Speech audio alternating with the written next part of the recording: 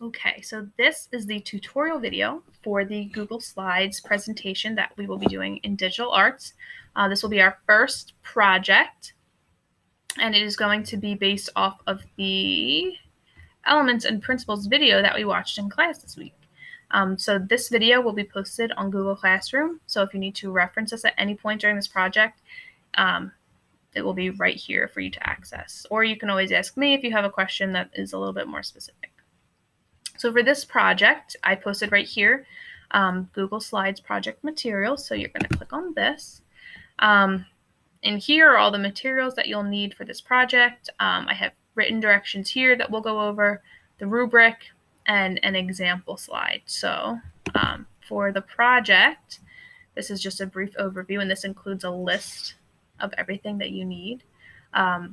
So your project should include a title slide with your name, your class period, and the subject. And I don't have this on here, but the name of the presentation. So you could just call it Elements and Principles or Elements and Principles of Digital Arts. So make sure you have all of that on your title slide. And then a slide for each element and principle, which means since there are 14 elements and principles, you will need 14 slides plus a title slide. So you'll need 15 total slides.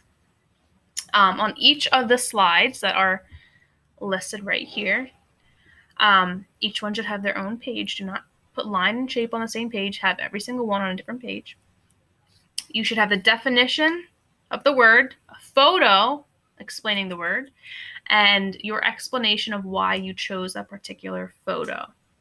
So let me show you an example slide real quick that is also in here for you to reference at any time. So let's say this is my slide on pattern. I have right here the definition, clearly stated, the repeating of an object or symbol all over a work of art. The image, which is right here, you can just Google a photo. And the explanation of why you picked this image. So this person picked this image because the design and colors, black and white, are the same over and over again, which shows that it is, in fact, a pattern. So this example slide will be in your Google Slides project materials. And then quickly, I'll just show you this rubric. Let me try to zoom in a little. Oh, that's too much. Oh, that's too much. Okay. So for each slide is going to be 6 points. So if you don't do some slides, it really adds up quickly. So please make sure you include every single slide. For each slide, you have to have the definition, which is 2 points, the image, another 2 points, and the explanation for the image. So that's another 2 points. So that adds up to 6 points per slide. Your cover page, sorry, I don't know why it's doing that. Your cover page, you will need the title slide. So that's your name, the project, Elements and Principles project, the period and day. So if you're 7th period, A day, and the subject, obviously, which is digital arts. I will also be looking at craftsmanship. So that's going to be 4 points to see that the Google Slides was put together neatly and professionally with no mistakes. It was organized with appropriate layouts for the slides, so I'm not looking all over the place on your slides. You want to make sure that it's where everybody can see it. I don't have to look around on your slide. I can see all the information right in front of me. It's creative and original. And slides are included in the correct placement. So here we go. Without further ado, I'm going to show you really quick how to start your Google Slides presentation. So here we go. I have right here, I just created my cover page. So I have Elements and Principles of Digital Arts, or you can call it Elements and Principles, whatever you'd like. I have Miss Barati, period, something, period number, whatever period you're in. And then I also forgot to add, let's say I'm in A day. I'll write A day. All right, so to add a page, you just come right over here to this little plus button. And if you click the little arrow that's next to the plus button, it will show you a whole bunch of selections that you can make for your next page. So for these types of presentations, I usually like to just do a title and body slide. So I'll click on that. Okay, so right here, if I'm making the first slide, here we go. I'm going to write balance. And then I'm going to click down here. The first thing I have to write would be the definition of balance. So I'm going to write definition. I don't have the exact definition on hand right now. So I'm just going to write the word definition.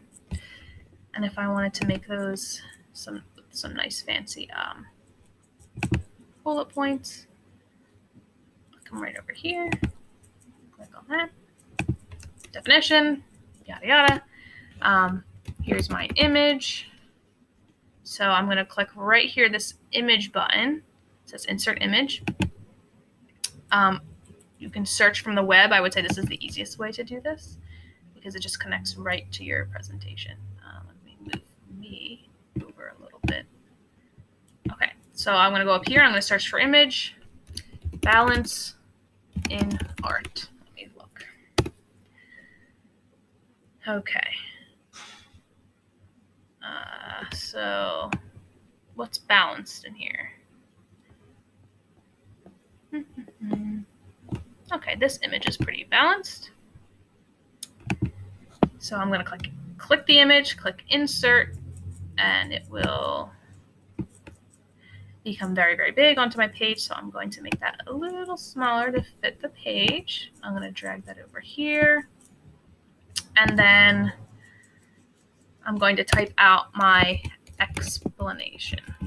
So why did I choose this photo? I chose this photo because it's the symbols and the two circles and the colors are all balanced on the image. But you guys, I think, will be able to handle that. So as long as you have all of this information on each of your slides, you should be good to go. So if I wanted to add another slide, I would just click the plus sign and another one would pop up in the exact same format. So then I would move on to the next word. Again, all of the words are right here on the Google Slides project directions. So you can find them all here. That's fine. And aside from that, if you would like to check out the rubric again in a little bit more detail, that would be great just to make sure that you have done everything you were supposed to do to get a good grade. Then you should be good to go.